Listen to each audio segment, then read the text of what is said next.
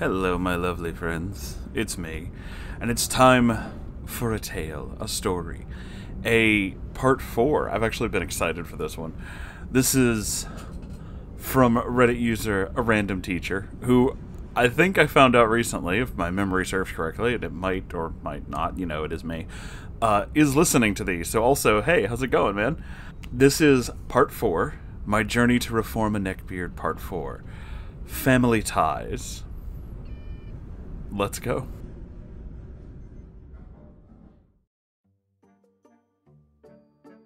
Been gone longer than expected. Sorry about that. Classes are in full swing and students keep me crazy busy. But here I am, and here it goes. Today we will be diving into the biggest part of addressing Ed's issues. His family.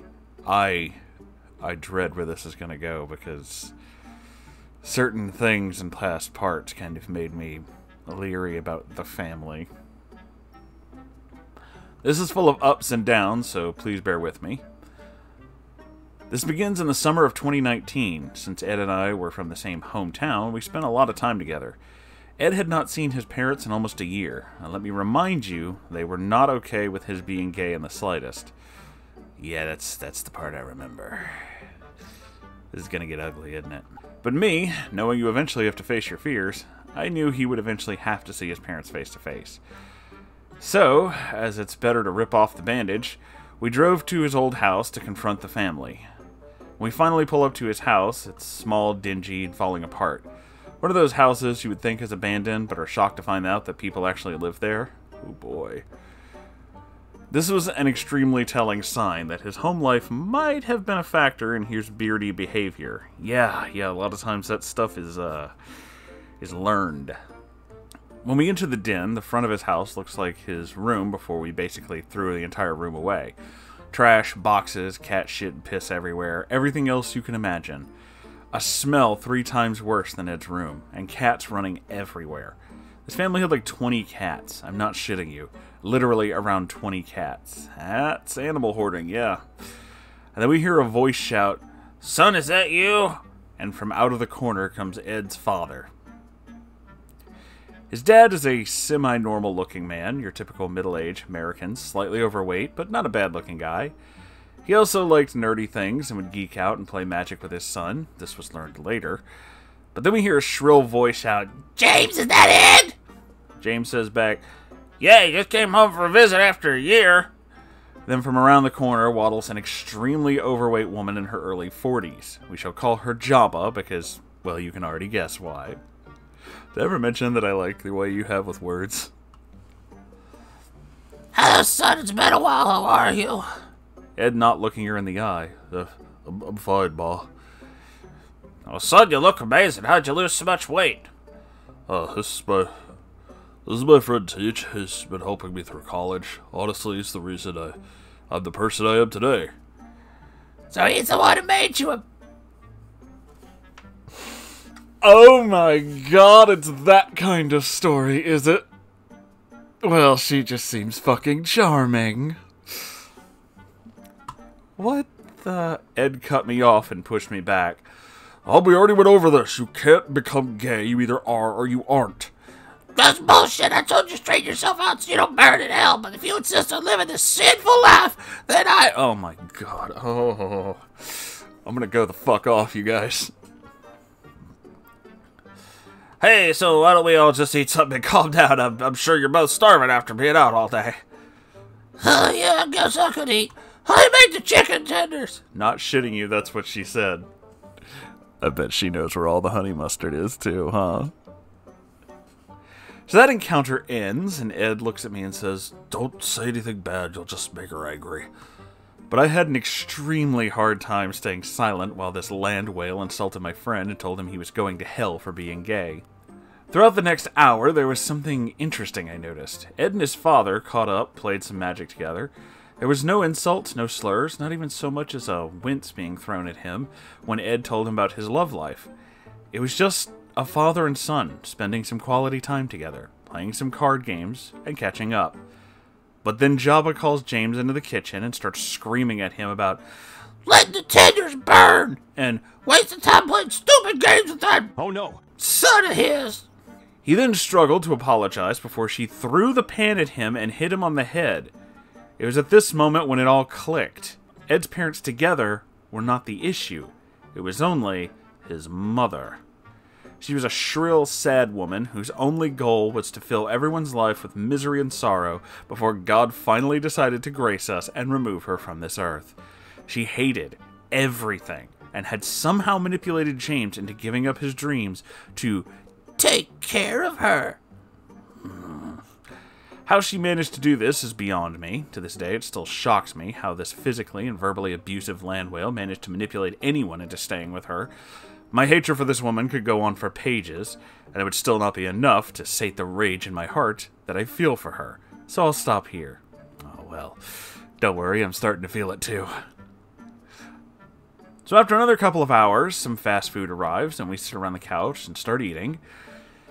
Ed finally graduated from Neckbeard Reform School and took charge of his own life and confronted his mother about everything. It started with his sexuality, morphed into multiple different things, like the way she treats people, the condition of the house, and the real dagger, how a woman who regularly cheats on her husband has the nerve to tell anyone what's a sin. Ha! Got him! Oh, he just went for her fucking kneecaps, didn't he? Snatch her fucking soul, baby. Take her down. The fallout was sure to be spectacular. So hearing this naturally made her upset, and she began throwing all types of insults at Ed, including the word "oh no" quite a lot. She even began throwing things at him and James. When James tried to calm her down, she shouted, "Shut up, you're just as gay as him!"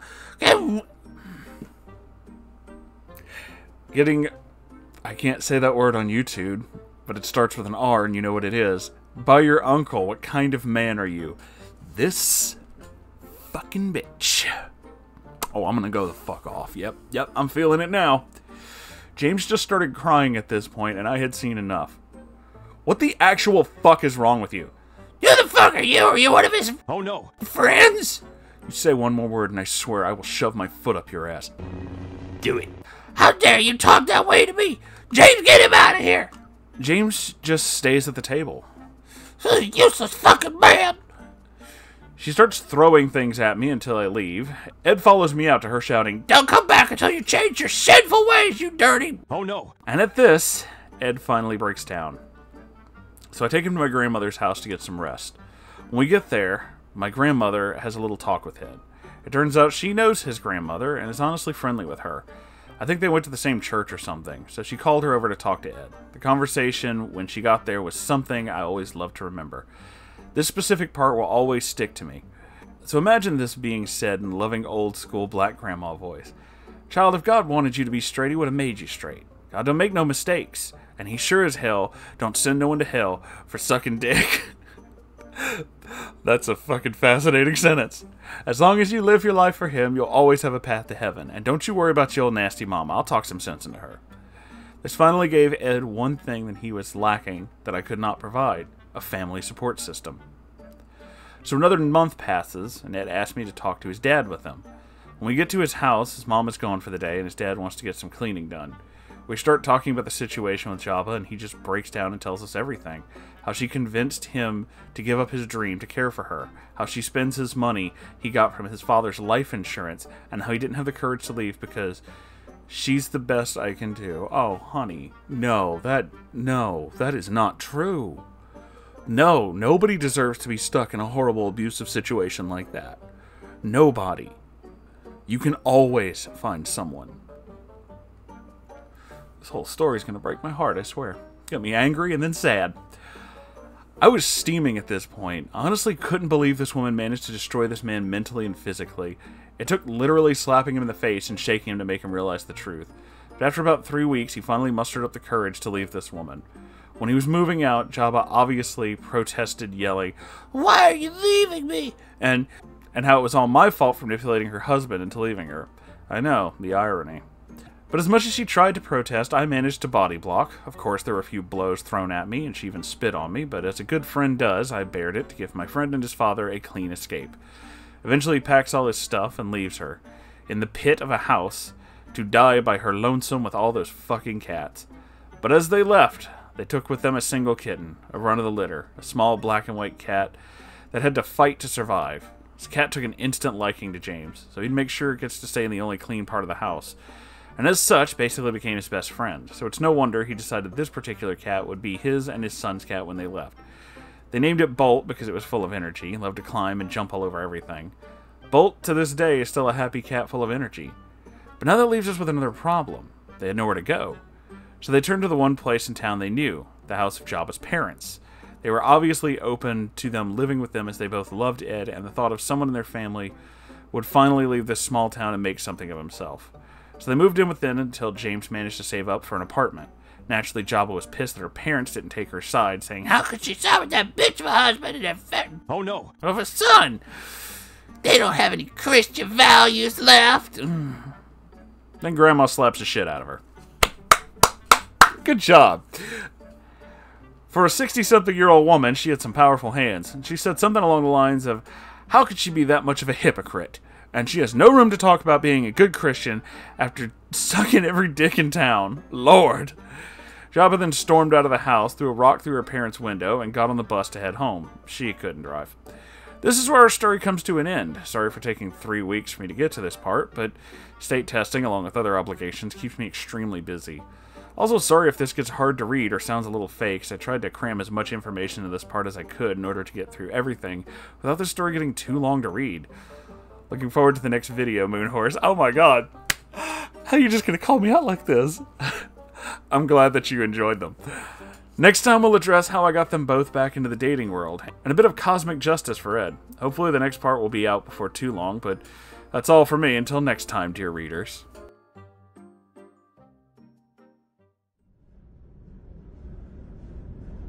Well, I just have to say that this was a lot. This was a lot. But this does explain Ed's, like, fear of being gay. Can you imagine being raised in a place like that? Where someone would terrorize you for just being who you are? That is fucking horrible. You know, incredibly toxic people like that, that's what they do. It's not enough that they're miserable. Everyone else has to be miserable too. The state of the house, the fact that she was constantly sleeping around, the fact that she was really abusive to both her son and her husband, the fact that neither of them could do anything, like, specifically that she didn't want them to do, this tells me, like, a huge amount about her own personality. This is someone who is not dealing with their own issues. Someone who basically hates everything about themselves, and instead of addressing their own problems, has just decided to attack other people. That's the way they deal with what's wrong with them, is just making other people feel miserable because they feel better when everyone else is sad, so they don't have to think about their own problems. They invent problems and come up with all this stuff, and a lot of things like that. But now that we're done basically psychoanalyzing this horrible, horrible little piece of shit, let me go the fuck off, shall I? Just because you're in a horrible mental state, just because things in your life aren't working out the way you want them to, just because everything that you're doing right now or have done in the past is not the way you want it to go, it does not mean you get to abuse people like this. You do not get to destroy your son's only chance at happiness by telling him he can't be the person that he is, and you are trusted with the information that something horrible happened to your husband, and you use that like a fucking weapon? How fucking dare you? How absolutely fucking dare you? You horrible little gremlin. You demonic little piece of shit. I hope that horrible wreck you lived in falls in on you. It is what you fucking deserve. You are exactly in the place that you belong because this is what you fucking created. Unfucking believable, man. Unfucking believable. You know, you can try to justify this with all the scripture you fucking want, but that shit don't fly with me, man. That shit don't fly with me. Because I don't believe in your shit. I don't believe in your scripture. So you got no excuse when it comes to me. None. At all. And honestly, it says a lot that even people who do believe in scripture think you don't have a fucking excuse there either. So it looks like you failed on both fronts, didn't you, Jabba? You fucking weak little piece of shit. Spineless fucking coward, man. That's all that is. That is fucking horror. I mean, what else can I say? Fuck that, man. Just fuck that. I don't know what's going to happen in the rest of this story, obviously, because I'm not at that point. But I will say this. I am glad that both Ed and his father are out of that situation. I'm glad they have a good, healthy relationship together. And I know for a fact that they'll both be wonderful people and achieve so many wonderful things. Because you can just tell. You can just tell by the way that they immediately... The way that OP immediately took a shine to them. The way that Random Teacher was just like, yeah, these are great people. They just exude that energy of being good people. And they were just stuck in situations that is not, you know, conducive to that makes them feel like they're not. I can't say for certain if it's entirely emotional manipulation that made Ed's father stay with Jabba. I definitely feel like there's a lot of it, but I can't say that entirely because a lot of it also has to do with same shit that I went through when I was going through really bad parts with my depression and stuff like that. It's a lot of you blame yourself because you can't fathom blaming somebody else. You blame yourself for all this shit that went wrong because you don't think that anyone else could be that horrible. So you convince yourself to stay in situations and deal with things that are terrible. To be stuck in his case, a really toxic relationship. Because, the way he put it, I don't think I can do better. You absolutely can. I assure you you can. I don't only assure you, I fucking promise you can. It is not your fault that she is horrible. And despite the fact that that is what she'll tell you, she is fucking wrong. You're a good person and you deserve good things. It took me fucking 20 years to figure that shit out, my dude. We don't always learn the lesson as fast as we should. The point is that you did. And now you're here. And now you can be exactly the wonderful person that I know you can be. And once again, I just want to say that I am really proud of Ed for making all this progress. I'm super proud of his dad for finally getting out of that toxic situation. And I know a lot of people have said they're proud of them, but I just really want to point out that number 3 here, Random Teacher, I'm actually super proud of you too for taking the time to help these people, for doing what you can to help them, to make things better. That's a really noble thing, man. You're a really good person. All 3 of you are. Hell, the whole fandom is. I love all you guys. It's true. That's why I say it after every video. Speaking of that, this is the end of this video. I look forward to the next part, but until then, make sure you like, comment, subscribe, and bell. Do you click it? I don't know, man. It's there somewhere, I think. Anyway, also, I have a Ko-Fi and a merch store. I would appreciate you checking those out, because as of right now, I still can't stream, so that's kind of one of the main ways we're keeping the lights on in here. YouTube isn't exactly helping. So, yeah, if you could, check those out. If you can't, don't worry about it. I have a Discord server, but more importantly, I have a subreddit. And that's where I find all kinds of wonderful stories. Feel free to send yours there, r/Moonhorse Stories. I'll check it out, baby. I love you all so very, very much. Thank you for being here, and I'll see you in the next episode. Goodbye, everybody.